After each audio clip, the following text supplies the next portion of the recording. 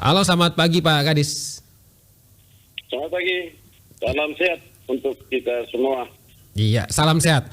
Pak Kadis telah mendapatkan arahan dari Pak Presiden nih, khususnya untuk pertanian. Bagaimana tindak lanjut dari Pemprov NTT Pak Kadis?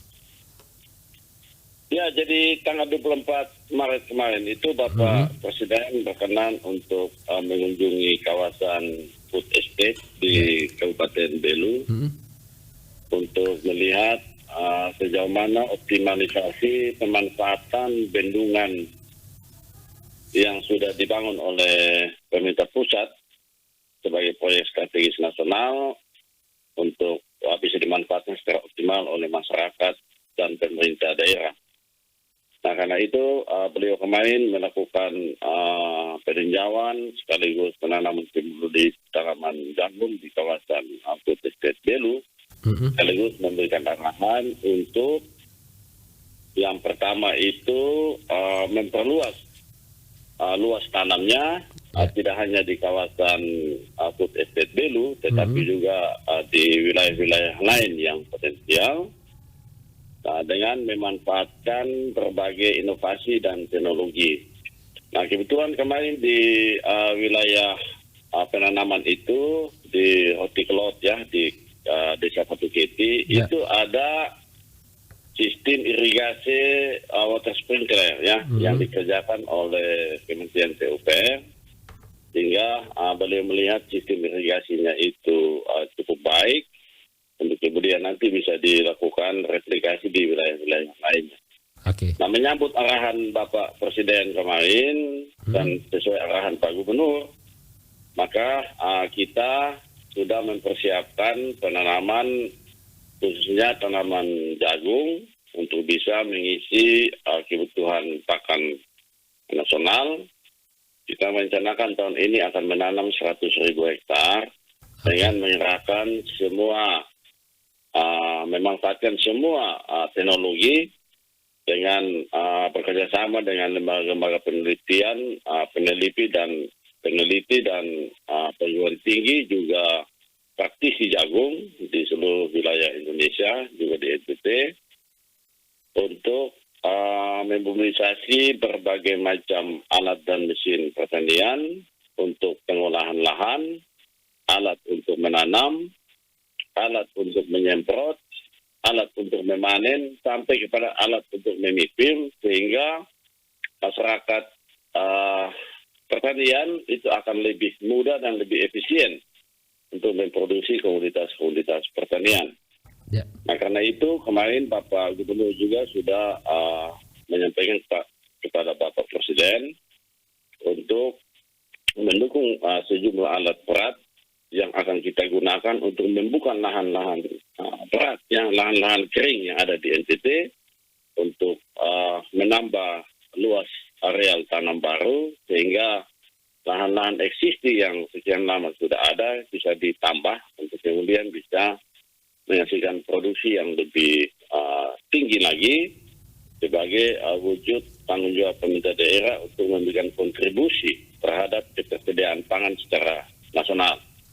Itu prinsipnya, sehingga nanti pemanfaatan berbagai inovasi dan teknologi yang dilakukan Bapak Presiden bisa mencapai satu efisiensi yang tinggi untuk meningkatkan daya saing produk, baik di dalam negeri maupun terhadap produk-produk luar negeri. Dan kita tahu bersama bahwa cost production untuk pertanian di Indonesia dan khususnya di NTT masih termasuk tinggi, sehingga kita tidak memiliki satu daya saing yang kuat ya terhadap produk-produk sejenis seperti beras jagung dari negara-negara tetangga kita, sehingga perlu kita melakukan upaya mobilisasi mekanisasi pertanian untuk bisa bekerja lebih masif dalam skala yang lebih luas untuk bisa menekan biaya produksi sekaligus meningkatkan daya saing produk.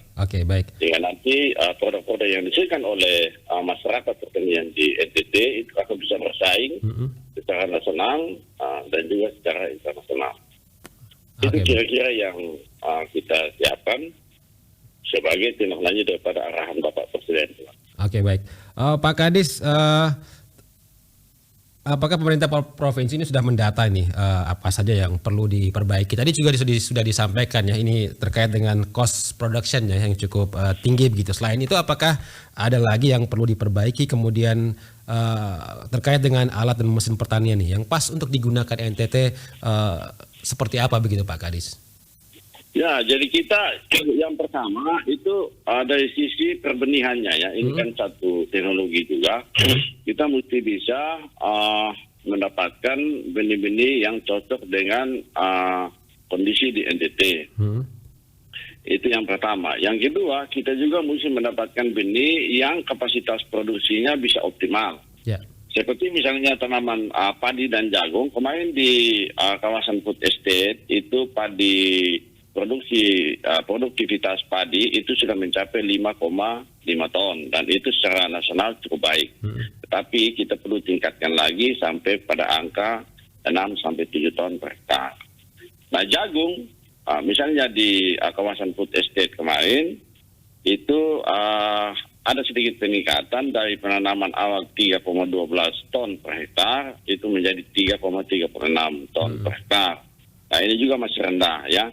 Dan kita di tempat lain seperti di Manggarai Timur dan di wilayah Sumba, itu produktivitas jagung yang kita tanam dengan instrumen TJPS pola kemitraan, itu sudah mencapai 8-9 ton per hektar.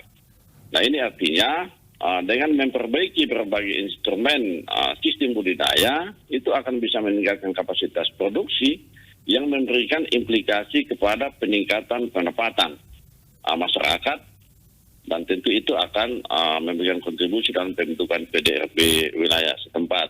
Seperti misalnya jagung sekarang di Sumba Barat Daya dengan pendekatan inovasi dan teknologi penggunaan benih unggul, sarana produksi yang cukup, ya pupuk dan lain sebagainya, didampingi oleh pendamping penyuluh lapangan kita, dibiayai oleh pihak ketiga, ya perbankan, lembaga jasa keuangan, dana-dana yang ada di Bank NTT, itu petani mampu menghasilkan produksi yang tinggi. Nah, 9 ton itu kemarin dijual dengan harga 4.000.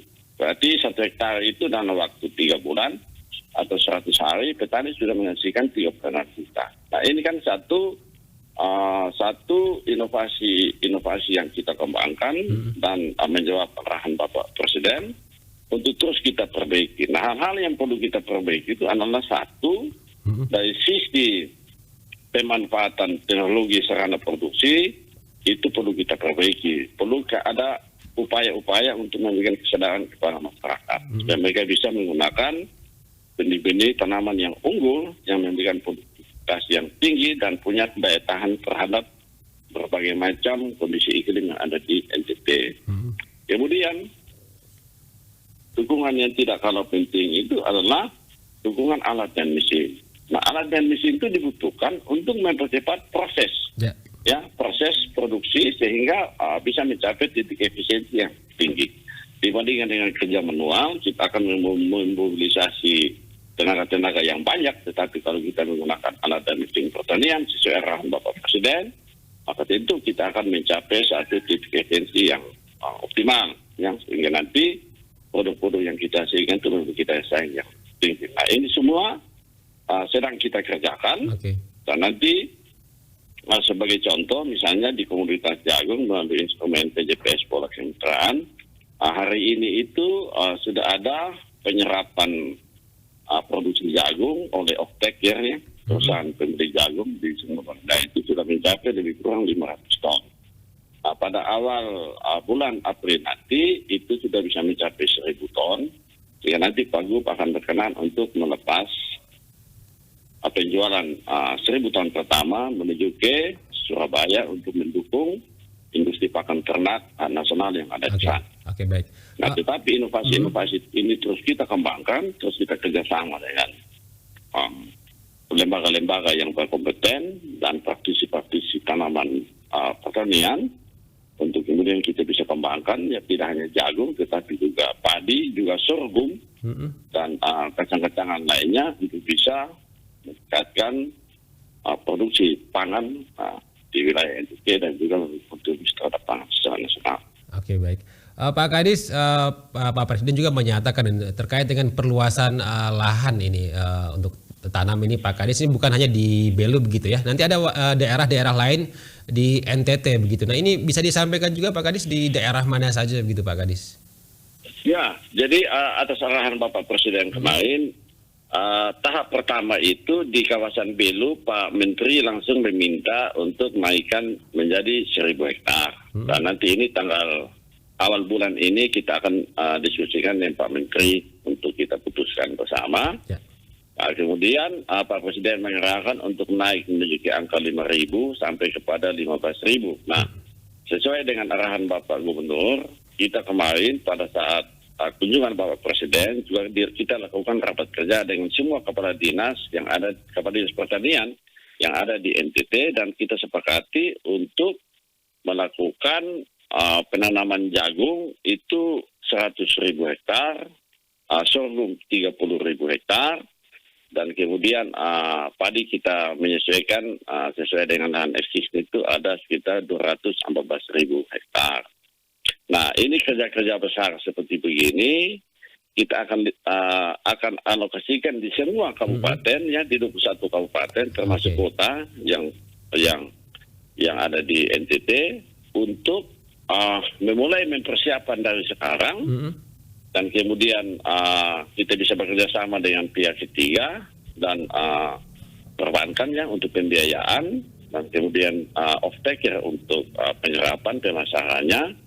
Dan nanti pada bulan Juli itu persiapan ini sudah kita rampungkan untuk kemudian kita mulai masuk persiapan fisik di lapangan mulai bulan September, Agustus, September, Oktober untuk pengelolaan lahan, sehingga nanti off-taker bisa menyediakan semua sarana produksi, benih, pupuk dan lain sebagainya itu sebelum musim hujan, sehingga nanti pada saat penanaman itu petani atau wirausaha mandiri itu tidak mengalami keterbatasan, kekurangan dan lain sebagainya, termasuk pembiayaan untuk penggunaan pupuk non subsidi. Nah, ini semua sedang kita persiapkan dan sedang berjalan dan sedang kita persiapkan untuk bisa mewujudkan angka 100.000 hektar tanaman jagung, 30.000 hektar tanaman sorghum, untuk kemudian nanti kita laporkan kepada Bapak Menteri Pertanian melalui Bapak Gubernur, untuk seterusnya kita lihat hasilnya,